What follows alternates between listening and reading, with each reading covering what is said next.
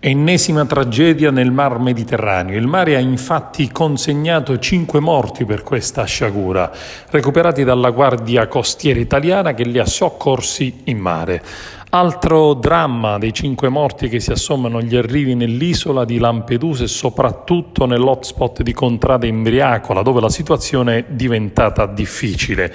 In passato il centro ha ospitato fino a 2500 ospiti, ma oggi la situazione sanitaria, ulteriormente complicata dal Covid, è al collasso. Ieri, dopo numerosi interventi delle forze dell'ordine, sono sbarcate nei porti della Calabria e della Sicilia oltre 650 persone, intercettata a 124 miglia dal territorio italiano.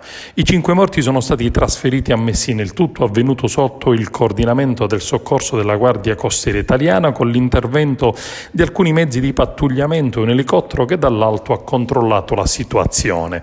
Nel frattempo è nuovamente al collasso l'hotspot di Lampedusa, con oltre 1300 ospiti nella struttura, sovraccarico di uomini e donne e bambini in un contesto igienico-sanitario molto precario.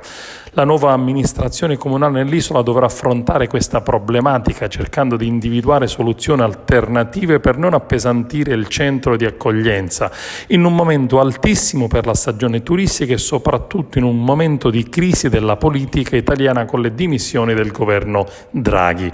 I migranti arrivati nelle isole arrivano principalmente dalla Tunisia, dalla Libia e sono cittadini afghani, pakistani, sudanesi, nigeriani e senegalesi che con imbarcazioni piccole approdano nelle coste siciliane.